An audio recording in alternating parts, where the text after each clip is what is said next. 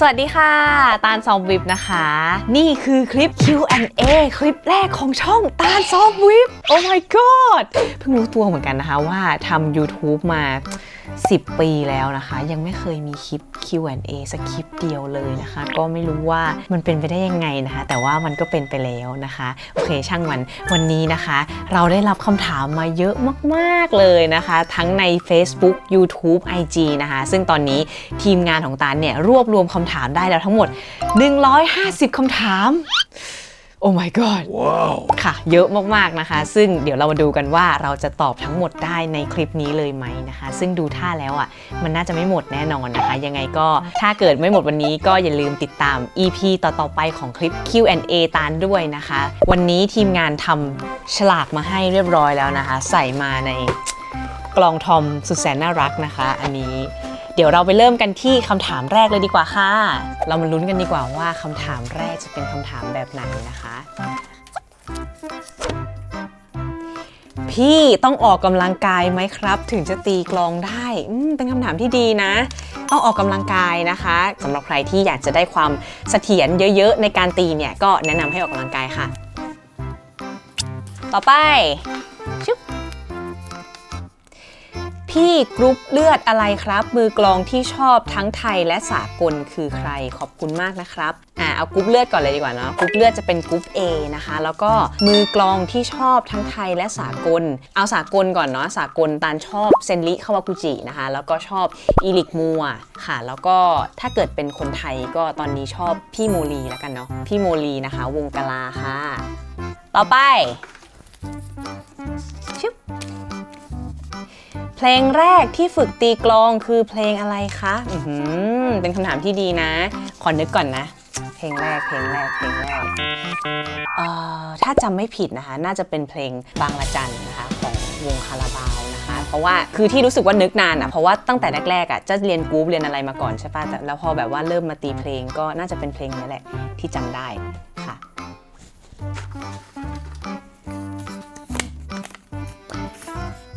รักอยากรู้ว่าเพลงที่ชอบตีที่สุดในชีวิต number one ของตาลคือเพลงไหนถ้าจะเอาแบบชอบตีที่สุดในชีวิตเลยอ่ะไม่มีอ่ะเพราะว่าแต่ละช่วงของชีวิตชอบไม่เหมือนกันเลยอ่ะเอาเป็นช่วงนี้ละกันนะคะช่วงนี้ชอบตีเพลงแต่ถ้าบอกก็จะสปอยหรือเปล่าใบให้ละกันว่าเป็นของ Baby Metal ค่ะเดี๋ยวจะเป็นเพลงอะไรเดี๋ยวรอติดตามกันนะคะต่อไปมีความฝันอยากจะฟีดกลองกับศิลปินท่านไหนที่ยังไม่เคยฟีดด้วยเพราะอะไรครับอันนี้อยากฟีดกับเซนริคาวากุจินะคะเพราะว่าเซนริเนี่ยเป็นมือกลองคนแรกที่ตารู้สึกว่าดูแล้วแบบคนนี้ไอดอลเราเลยนะคะถ้าเกิดเราได้มีโอกาสที่จะฟีดกับไอดอลเราสักครั้งเนี่ยก็จะเป็นอะไรที่เยี่ยมมากเลยนะคะอยากได้เสื้อแบบที่น้องตาลใส่มีขายไหมครับมันขายของจังเลยเอาเป็นว่าไม่ได้ตั้งใจจะขายของนะคะแต่ว่าใครอยากได้เสื้อแบบนี้นะก็สั่งได้ที่ Facebook ตาลซอฟวิปนะคะ Shopee ค่ะ Shopee ก็มีค่ะ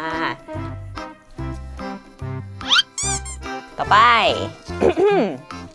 ผมถามจริงว่าไม่ปวดคอเหรอครับปวดค่ะใครบอกว่าไม่ปวด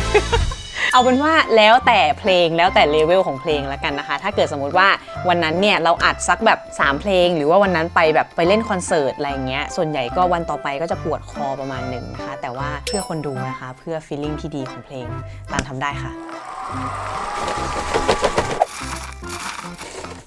ชึบ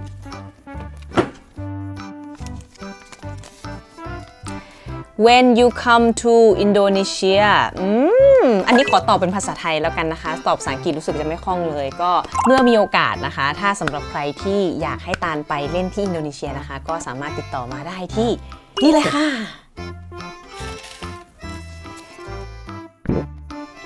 พี่ตาลฝึกรูดิเมนต์อะไรบ้างครับแล้วเมื่อไหร่พี่ตาลจะหยุดน่ารักครับ บ้าใครเขามาถามเรื่องนี้เอาเรื่องรูดิเมนต์ก่อนเลยแล้วกันนะคะรูดิเมนต์ที่ตาลฝึกนะคะจะเป็นรูดิเมนต์ง่ายๆพื้นฐานเลยนะคะก็จะเป็นซิงเกิลดับเบิลพาราโดธรรมดานะคะแต่ว่าเราเนี่ยก็จะเอาไปใส่ในเทมโปที่มันตั้งแต่ช้าไปจนถึงเร็วนะคะแล้วก็ลองเอาไปใส่ในค่าโน้ตแบบทริปเป็ดบ้างอะไรบ้างนะคะประมาณนี้ค่ะ1 2 3ตอนนี้เราตอบไป9คำถามแล้วนะคะต่อไปคำถามที่10ค่ะยากจังอุ๊ยขาดด้วยอ่ะกี่ขวบถึงส่งลูกไปเรียนตีกลองได้ครับ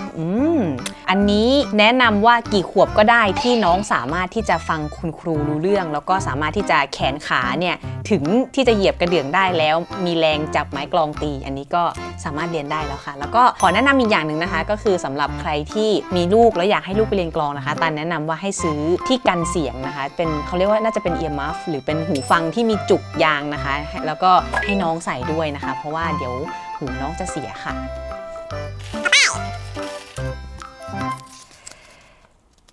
อยากทราบอุปกรณ์บันทึกเสียงอันนี้ตาลทำไปแล้วนะคะเดี๋ยวตาลจะทิ้งลิงก์ไว้ให้ที่ใต้คลิปเลยนะคะอันนี้มีบอกทุกอย่างเลยนะคะว่าใช้อะไรบ้าง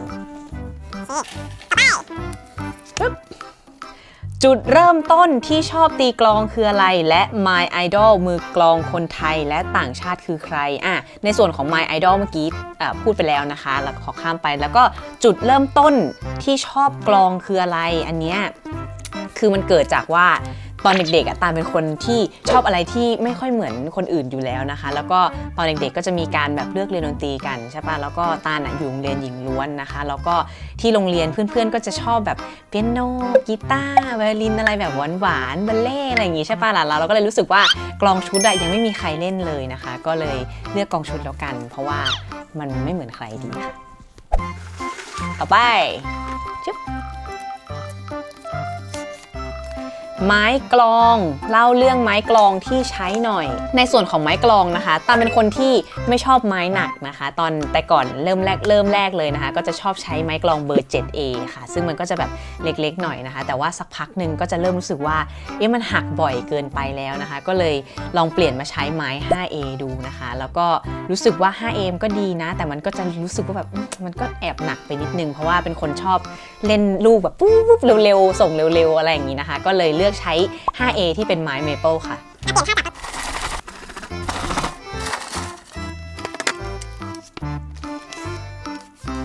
พี่ตาลโยกหัวตอนตีขนาดนั้นไม่ปวดคอเหรอครับตอบไปแล้วนี่คำถามนี้มีคนถามเยอะจังเลย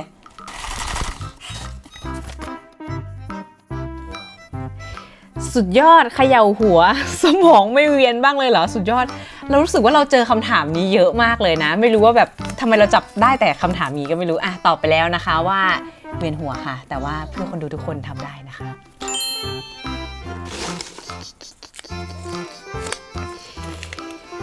พี่ตาลอยู่จังหวัดไหนครับอยู่กรุงเทพค่ะไว้นี่เนาะพี่กดดันมากไหมตอนช่วงแรกๆที่พี่ตาลได้เล่นหรือออกคอนเสิร์ตโอ้โห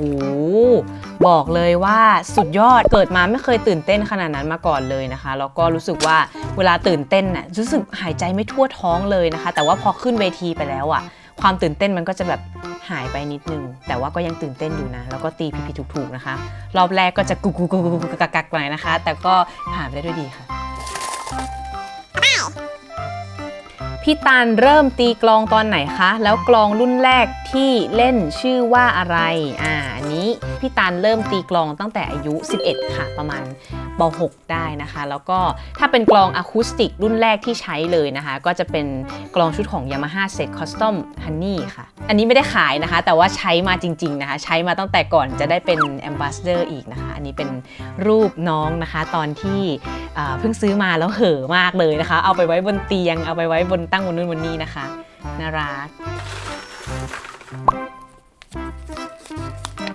คุณพูดประโยคหนึ่งเป็นภาษาชาวอินโดนีเซียได้ไหมได้เลยอาคุชินตาคามู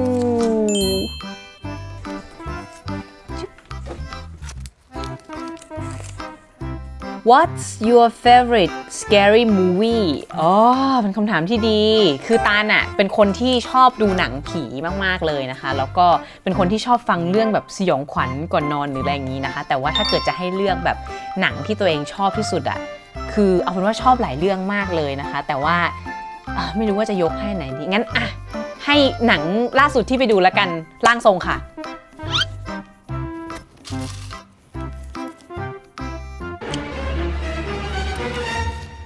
Are you a boy or a girl?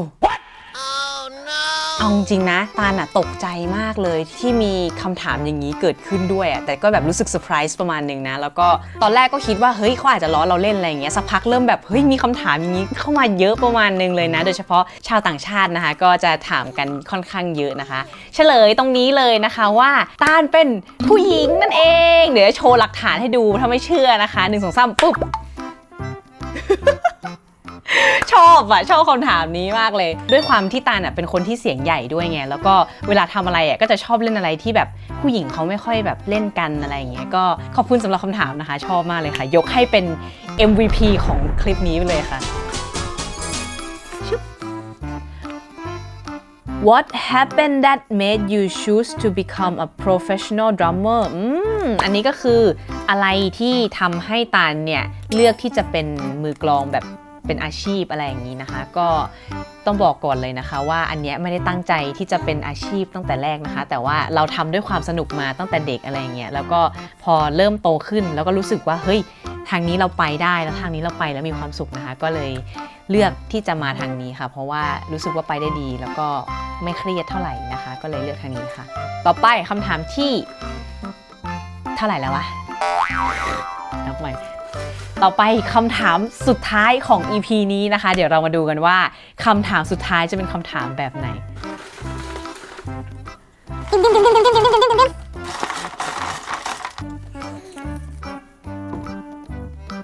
ถ้าได้เป็นมือกลองให้กับวงดังๆได้อยากจะตีให้กับวงไหนมากที่สุดครับ